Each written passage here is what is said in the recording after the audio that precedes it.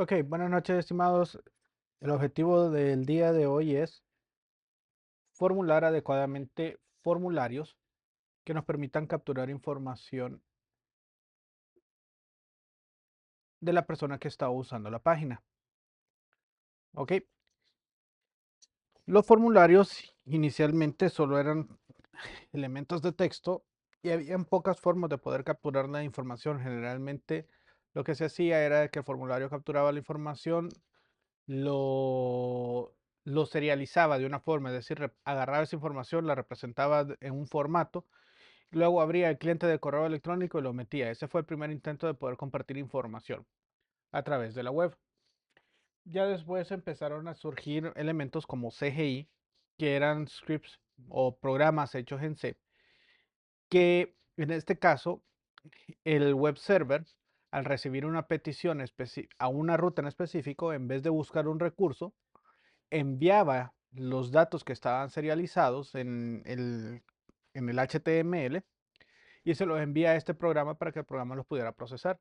A eso antes se le llamaban como CGI. Elementos bastante interesantes, muy buenos programas, rápidos. El problema era de que era difícil de hacer que actualizaciones. ¿Por qué? Porque como es un programa y está cargado en memoria, para actualizarlo hay que botar el servicio para volver a levantar la nueva versión. Entonces eso generaba ciertos líos.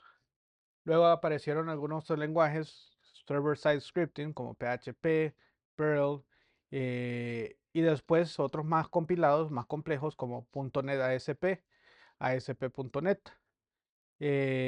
Tenemos Java con Java Servlet Faces, entre otros diferentes mecanismos que pueden correr en el servidor como programas y procesar esta información.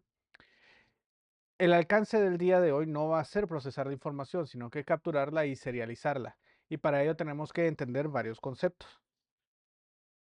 Los campos que capturamos en la web siempre se serializan en texto. Aunque yo esté capturando un número, ese número se va a transferir hacia otro lado, hacia un servidor, eh, en formato de texto. Siempre va a ser texto. Entonces, a nivel de server o a nivel del programa, siempre necesitamos hacer validaciones y hacer los cambios o el casting de los tipos de datos para que sean adecuados. Entonces, trajeron su formulario, ¿verdad? Vamos a ir empezando. Me confirman si pueden ver mi pantalla, no me lo confirmaron.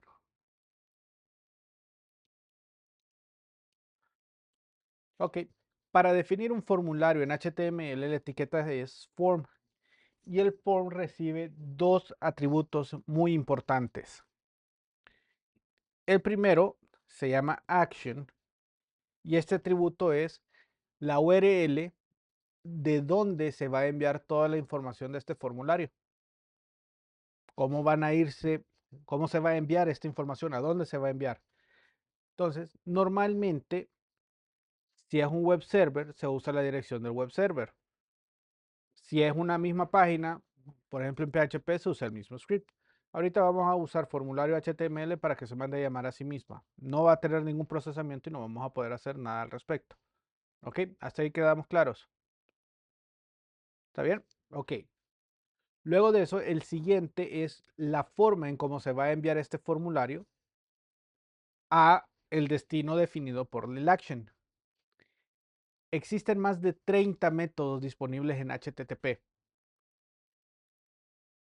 Cuando ustedes ya avancen en desarrollo web, más adelante van a encontrar de que la mayoría de los APIs o de las fuentes de información como servicio web usan solo 4 o 5 métodos. El más común es el método GET. ¿Ok? El método GET es que me va a enviar la información como que si estuviera codificada en la URL. ¿Ok? Por ejemplo, cuando ustedes entran a la sesión de Zoom, se fijan que en la parte de arriba de Zoom aparece un montón de garabatos después de la URL o del path principal. Eso se le llaman query parameters. Van un número, van unas cuestiones ahí raras que identifican a la persona al servicio de Zoom. Esos son parámetros y se envían por método get. Van serializados en la URL. Eso tiene ciertas limitantes. El otro método que se utiliza, que es un poquito más seguro, es post. Ese requiere de que o se serializa la información del formulario dentro del cuerpo de la petición que se va a enviar. Esto yo no lo puedo ver en la URL, no puedo copiarlo y enviarlo, sino que simplemente está serializado, escondido, y ese se envía. Por eso es que uno de los medios más seguros para enviar información para crear o actualizar un recurso. De ahí los otros dos métodos, put es para modificar algún recurso, no lo vamos a usar. Delete para eliminar otro recurso, tampoco lo vamos a usar. Patch para actualizar un recurso, es lo mismo que el put. Lo único que el put eso es opinionated, es decir, dependiendo de la persona y la opinión que tenga la persona, el put puede usar para modificar parte o la totalidad del recurso. En el caso del patch, es simplemente actualizar parcialmente un recurso en específico. Entonces, como les digo, vamos a usar métodos get y método post. ¿Hasta ahí queda claro? Listo. Entonces, al igual que ustedes arman formularios, por ejemplo, ustedes han hecho WinForms, ¿verdad? Levanten la mano los que han hecho pantallas en C Sharp. ¿Ok? Si yo quiero definir un texto y después poner el campo, o solo dejo el campo vacío, sin definirle qué va a capturar. ¿Cómo se llama ese control que utilizo en los formularios de Windows con C Sharp para definirle el título del campo que yo quiero capturar? Un label. En Forms también se le llama label. ¿Ok? Entonces, normalmente nosotros ponemos un label, tiene un atributo muy especial llamado for. Por ejemplo, ahorita vamos a capturar el nombre. Vamos a ponerle nombre completo. Y vamos a manejar el campo. Los campos en HTML todos son input. Solo hay dos campos adicionales que no utilizan la etiqueta input. ¿Ok? Entonces, para establecer un input, yo tengo que definirle qué tipo de input es. Y el input que normalmente hacemos para capturar el nombre es texto. Ahí no hay para otro lado. ¿Ok? Otro atributo muy importante, obligatorio dentro del input, es el nombre de la variable al cual se le va a asignar el valor que capture ese input. Y eso lo hacemos con el atributo name. Entonces digamos que se va a llamar txtNombre. Otro atributo que tenemos que hacer por cuestión de accesibilidad y por buena programación web es el identificador. Este identificador voy a poner txtNombre. Pero aquí lo importante, y ojo porque esta es pregunta de examen, es que el for del label, este valor, tiene que coincidir con el ID del input al que pega. ¿Por qué? Porque así estoy relacionando este label es específicamente para este campo. ¿Queda claro? El for del label, el valor que tiene el atributo for del label, tiene que coincidir con el valor del ID del input. Ahí es donde se asocia y se liga que ese label describe al input. A nivel funcional, eso sirve para que si yo le doy clic al texto del label, el cursor se me ubique en el campo relacionado, en este caso al input. ¿Ok? A nivel de accesibilidad, el tener asociado el for y el ID del input le permite a las personas no videntes a usar una herramienta que les habla, les dice qué es lo que están navegando en la web y le dice, ok, ahora este es el campo nombre completo que vas a llenar, abre el dictado y el dictado de un solo se va a ir al input. Entonces también me brinda accesibilidad. ¿Ok? Dos puntos muy importantes en el desarrollo web. ¿Queda claro?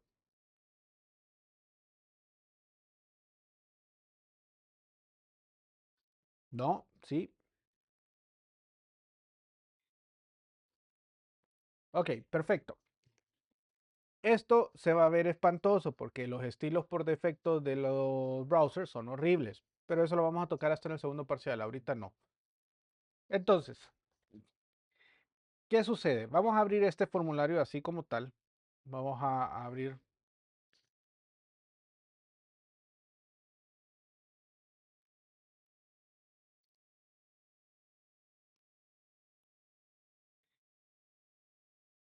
Ok, si se fijan, aquí está el nombre completo y está el input. No tiene nada ahí. Si le doy clic, van a ver de que el cursor se va a ubicar en el campo de nombre completo. Lo vamos a hacer un poquito más grande para que se mire mejor.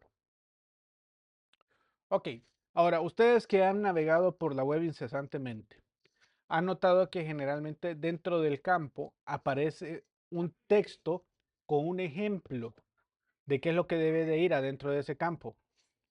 Ok, ese es un atributo que no es obligatorio, pero sí es una buena práctica. Se llama placeholder. Antes, este placeholder no existía y no tienen idea del macanazo de cosas que teníamos que hacer para poder ubicar ese texto ahí. Normalmente se hacía con JavaScript. Y aquí el placeholder, por ejemplo, le podemos poner ejemplo y escribimos el valor que queremos que aparezca. Ok, este no es el valor, sino que simplemente me muestra en gris una ayuda visual para poder ingresar dato. Una vez de que yo ingrese algún dato, esa ayuda visual desaparece. Eso lo hace el placeholder. Ok, ahora ustedes ya llevaron prueba y documentación de sistemas. No, todavía no. Bueno, cuando la lleven, buen provecho. Una de las cosas que en la documentación, que es parte de la accesibilidad también establece es de que ciertos campos necesitan ayuda adicional, una información adicional. Entonces, eso podemos agregárselo. Voy a tirarlo para abajo para que se mire. Vamos a ponerlo así, para que no se mire tan, para que se pueda ver todo, perdón. Ok, vamos a poner un atributo llamado title.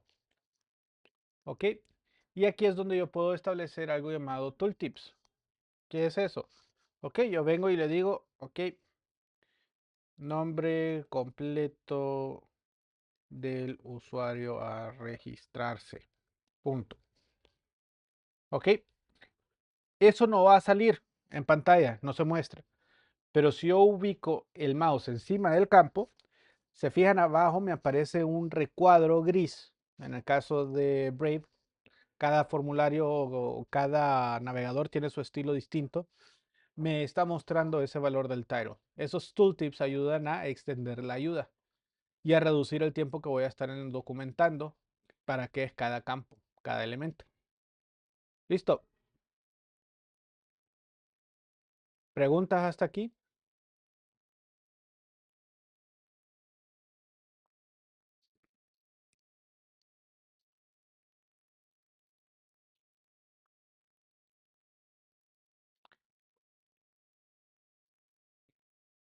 Ajá. Porque todavía no le hemos dado. Con el método get sí tiene que aparecer en la URL. Ya lo vamos a ver. Agreguemos un campo más y un botón para poder enviar esa información para que podamos ver cómo funciona el action y el método, cómo se serializa. ¿Sí? Ok, entonces, vamos a poner aquí un BR solamente para hacer un salto de línea y vamos a crear otro. Aquí en vez de txt nombre vamos a poner txt email. Y aquí le cambiamos a correo electrónico.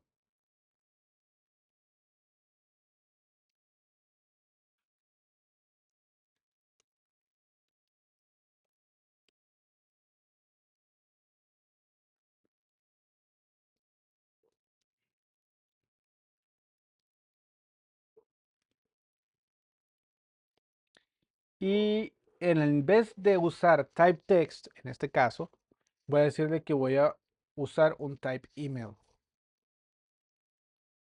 ¿Ok? De esa forma me va a permitir validar inclusive si es un correo incorrecto, va a detectarlo, algunos browsers lo detectan, que ese correo es incorrecto de forma automática. ¿Por qué usamos ese tipo y no de un solo el text? Porque es válido, se puede. ¿Ok? En el caso de los navegadores de dispositivos móviles, el tipo de input determina el teclado que le va a mostrar. Se han fijado que en algunos formularios ustedes se ubican donde está el correo y le aparece ya de un solo una teclita extra en el teclado que dice .com o .edu o .info para completar, y la arroba también está ahí al alcance de las letras. No tienen que entrar al modo de símbolos para poder encontrar la arroba. ¿Se han fijado en eso? ¿Ok? Eso es porque el type email levanta un teclado óptimo para agregar un correo electrónico. Si le ponen type number, que es otro tipo de input, les va a salir el teclado óptimo para meter números. O sea, le va a salir el teclado numérico. Solo los números. ¿Se han fijado que salen los números grandotes? ¿Ok? Eso es lo que logra esta parte, definirle el type al tipo de datos que se va a capturar. Algunos browsers tienen unas revisiones algo bien interesantes, tienen validaciones ya intermedias, otros no, otros lo dejan libre, los tratan todos como texto. Siempre tenemos que hacer validaciones a través de JavaScript, eso lo vamos a hacer en el tercer parcial. Y siempre a nivel de servidor también tenemos que hacer las validaciones porque puede ser de que alguien en medio meta alguna modificación que no queremos. Ok, tenemos aquí entonces nombre completo y correo. Para poderlo enviar, nosotros vamos a agregar un botón. Le vamos a decir enviar. Lo único es que también el botón tiene una variable. El name va a ser botón enviar. Podemos agregarle un value para decirle se envió este botón y este botón se envió con la acción enviar. Vamos a ponerle save. Y también tiene un tipo. Y este tipo le ponemos que es submit.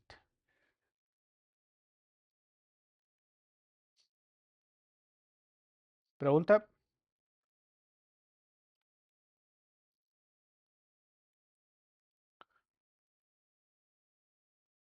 Ok, value es el valor. Los inputs, cuando usted escribe dentro del cuadro de texto, lo que está haciendo es en memoria modificar el valor asignado a ese atributo value.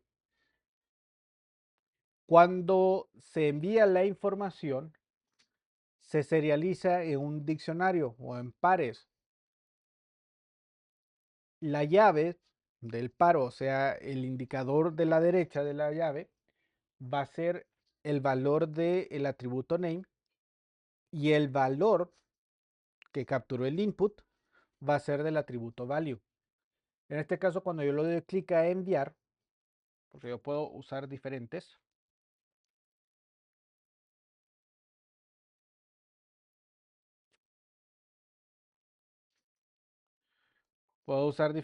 y decirle ok, va a ser botón enviar, pero en este caso vamos a poner delete y delete. Ok, si se fijan, los dos son tipo submit. Sin embargo, uno tiene el valor save y el otro tiene el valor delete. Y el nombre es el mismo. ¿Ok? ¿Por qué? Vamos a ver qué es lo que puede suceder con esto. Tengo los dos botones por separado. Vamos a ponerle aquí Orlando correo arroba correo.com. Tengo los valores. Si le doy al enviar inicial, enviar, aquí está, si se fijan en la parte superior, después de formulario HTML, un signo de interrogación. Ese signo de interrogación le dice al browser que lo que sigue después del signo de interrogación son los query parameters. Los query parameters es simplemente una colección de llave valor con un separador de ampersand. O sea que el ampersand me dice, este es el separador.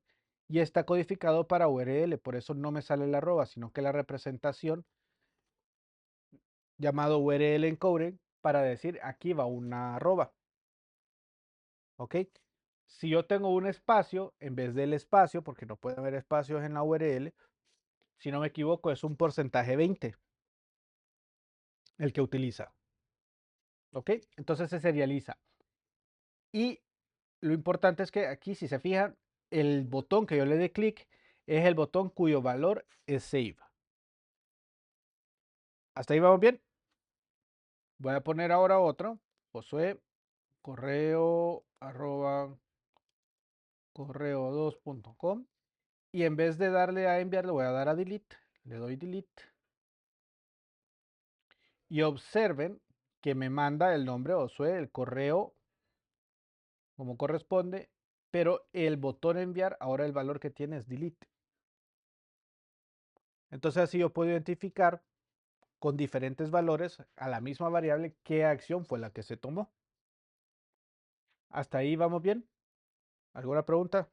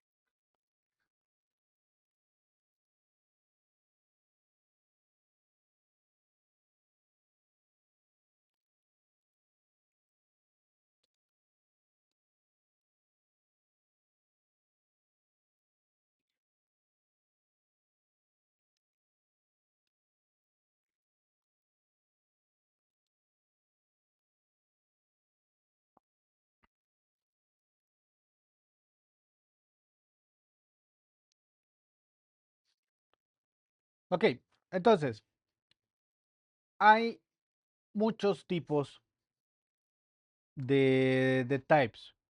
Ok, si yo le pongo el type, dejo el mouse encimita, o si borro el valor y pido que me ayude, Visual Studio ya me empieza a mostrar los diferentes tipos de inputs que tenemos.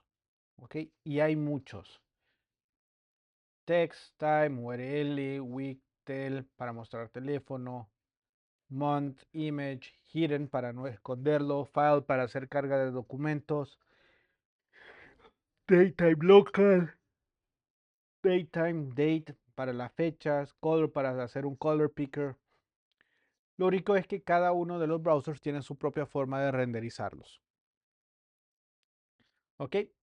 Entonces aquí el extra que vamos a ver va a ser ahorita el de Radio Button y ahí vamos a introducir algo llamado el Select. Entonces dejemos el email aquí. Vamos a poner un label. En este caso no voy a poner un for, sino que vamos a ponerle tema preferido. ¿Ok? Y vamos a ubicar dos inputs llamado radio. En este caso vamos a poner light theme No, el radio tiene que tener el mismo valor. Ese sería theme preference. O pongámosle solo theme, tema. El ID, si vamos a poner light theme, ahí si se fijan no son iguales, no los tengo iguales. Value va a ser light. Y vamos a ver, algo que me haga falta aquí. No, nada. Voy a copiar este y este va a ser dark theme y le ponemos el valor de dark. Ok, si ustedes observan estoy dejando el mismo nombre. Ahora, ninguno de los dos tiene label. Una buena práctica generalmente lo que se hace es el radio button y va después la leyenda de ese radio button. Entonces vamos a ponerle aquí NBSP. Esa es una abreviación para un espacio. Eso es para que el browser me respete siempre sí o sí ese espacio, porque estoy poniendo un espacio entre dos etiquetas. Al ponerlo entre dos etiquetas, las ignora. Entonces el NBSP me dice, ok, no, este espacio sí es significativo. A eso se le llama non-breaking space, NBSP. Entonces aquí vamos a ponerle un label y aquí si hacemos un for a light theme y aquí le ponemos light. Luego, prácticamente lo mismo, lo único es que esta vez va de dark theme, el for y aquí dark. Y para separarlos ambos, vamos a poner otro espacio para que no queden achicharrados. Y tiramos los botones para abajo. Vamos a ver qué es lo que me sale. Y ahí tengo, tema preferido, light. Si yo le doy clic a light, me selecciona la parte de light o me selecciona la parte dark. ¿Qué sucede? Un error muy común que yo encuentro tanto en los exámenes como en prácticas profesionales, inclusive ya con personas experimentadas en la web. Me hacen esto.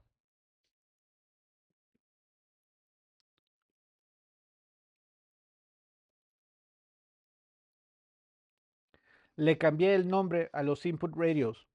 Tienen diferente nombre. ¿Qué significa eso? De que cada uno de esos es una opción para un set o una variable distinta. Por tanto, si yo selecciono light, al mismo tiempo también puedo seleccionar dark. ¿Ok? No son excluyentes. Para que sean excluyentes, el grupo de radio buttons de inputs tipo radio tienen que tener exactamente el mismo nombre. Pre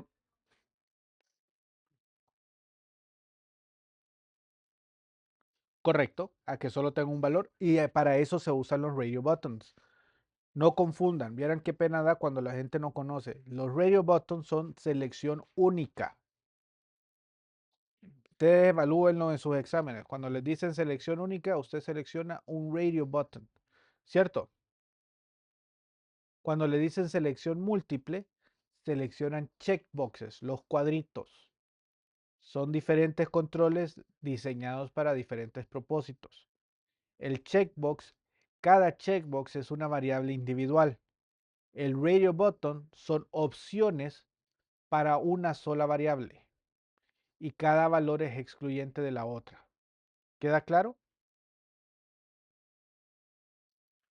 Listo. Entonces, vamos a regresarlos a que todos tengan el mismo nombre, sea theme, y lo único que va a cambiar es el valor seleccionado. ¿Ok?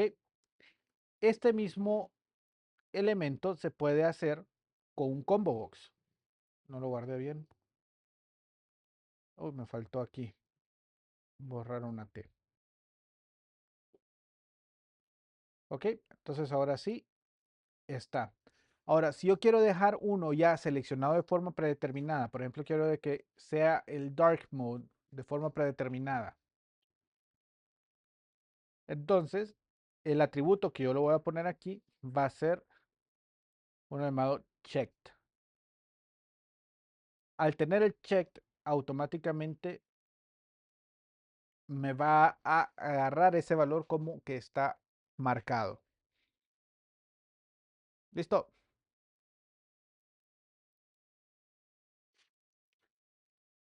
El atributo checked, solo poner atributo checked ahí, va a hacer de que de forma predeterminada ese input sea el seleccionado de un grupo de checkbox, de radio buttons, perdón.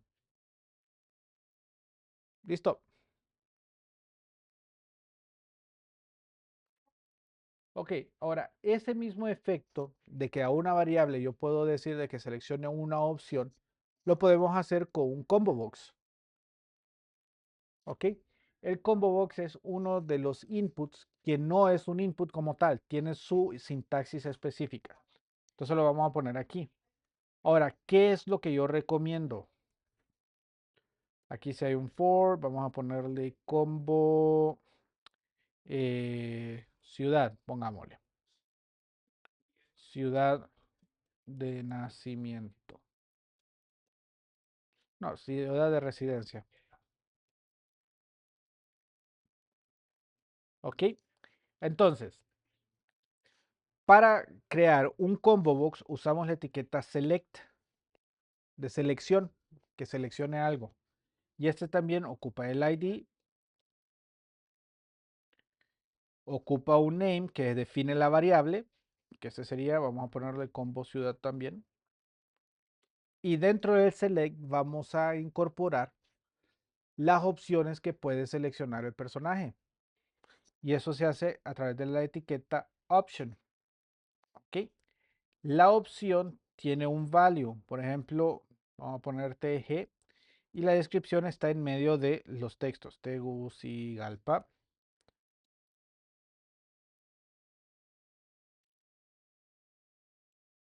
San Pedro Sula.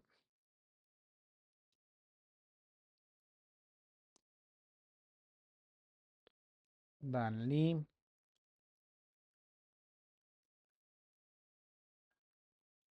Choluteca.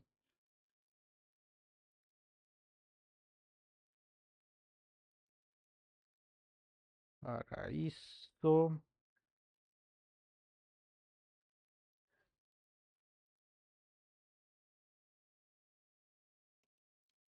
Valle.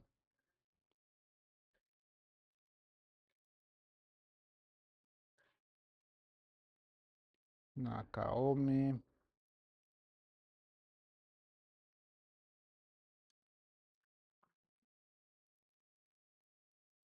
La Esperanza.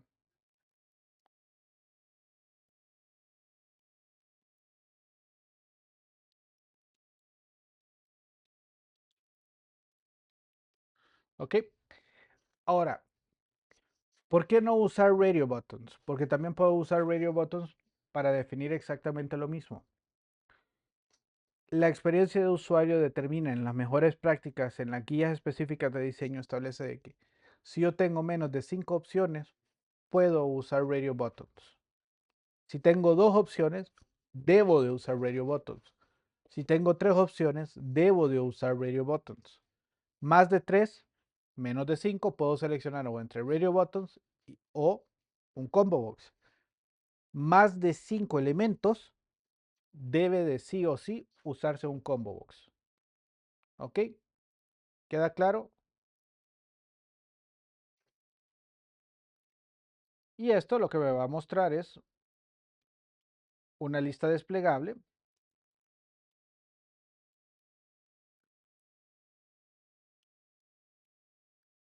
del cual yo puedo seleccionar una de las opciones. ¿Listo?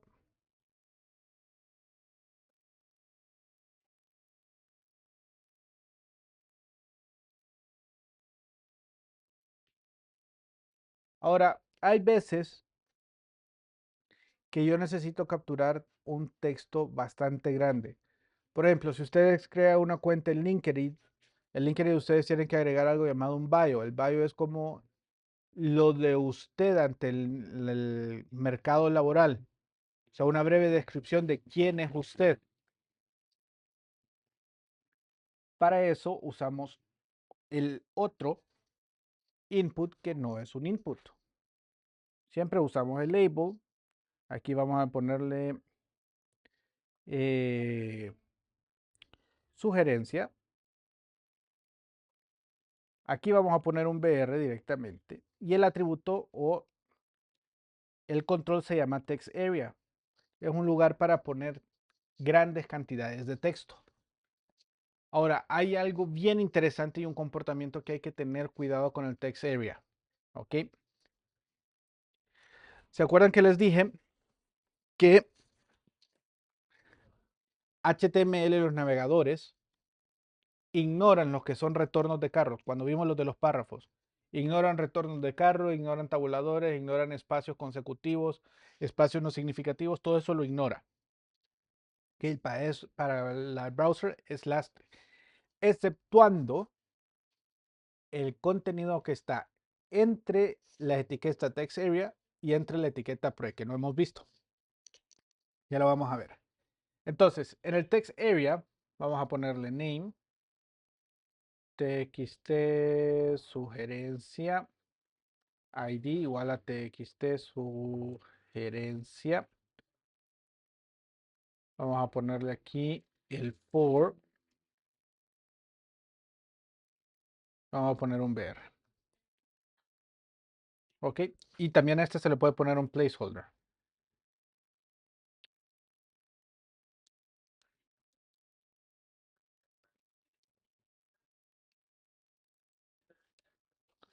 Ok, generalmente, y esto lo vuelvo a mencionar, lo he encontrado como un error tanto de novatos, como gente en la práctica, como en los exámenes.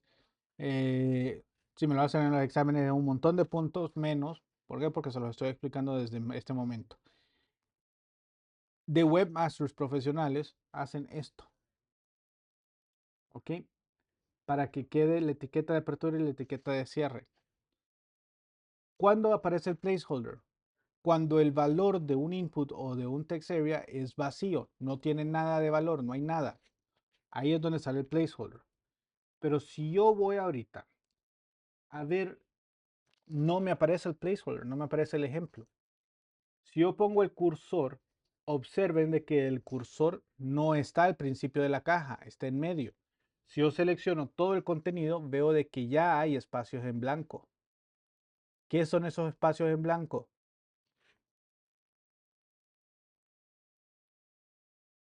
Todo esto. ¿Ok? Entonces, entre las etiquetas del text area va el valor, incluyendo los tabuladores, los retornos de carro y todos los caracteres especiales de ubicación se toman ahí, sí, literal, al pecho, como van.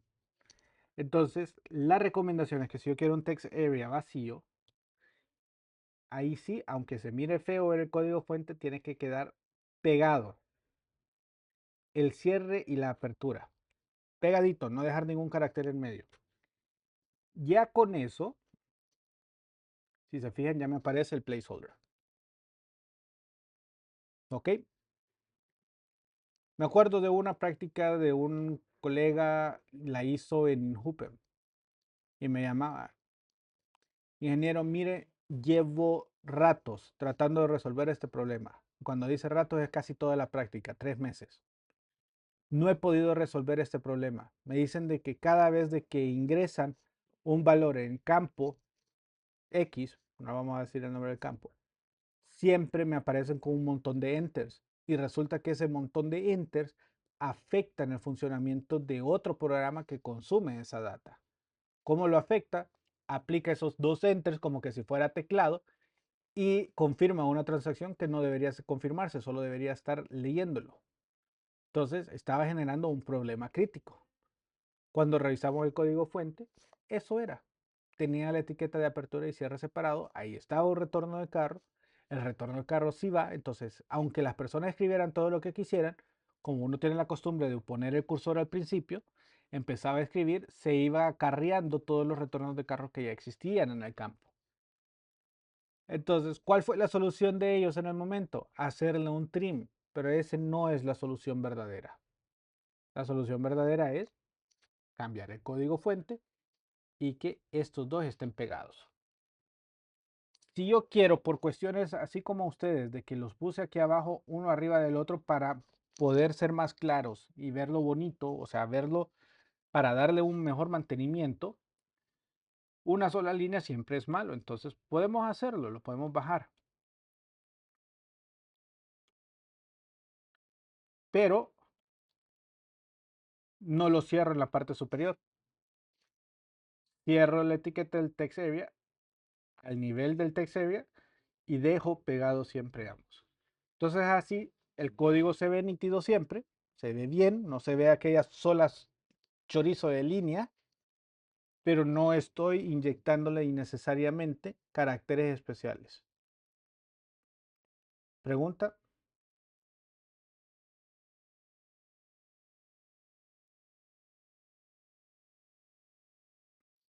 Ok, Fernando Fu me escribió cuando hablamos del CGI, de C++, me dice CGI es el que usan en las películas para hacer las animaciones. Sí, es el Computer Generated Image, pero ese es en el ámbito de las películas. Okay, son todos aquellos que usan la pantalla verde, usan CGI para generar las imágenes de fondo. En la parte web, CGI significa Common Gateway Interface. ¿Ok? ¿Por qué? Porque a los portales, a los elementos que hacen acciones con información que viene en la web, generalmente se le llaman gateway. Por eso explica de que, por ejemplo, en Amazon Web Services, para hacer algo llamado REST API, se usa un API Gateway. Gateway, nuevamente la palabra gateway, donde entra, ¿ok? Un portón. ¿Hasta ahí estamos claros con el formulario? Ok, con esto terminamos el día de hoy. Ya con esto pueden hacer la tarea.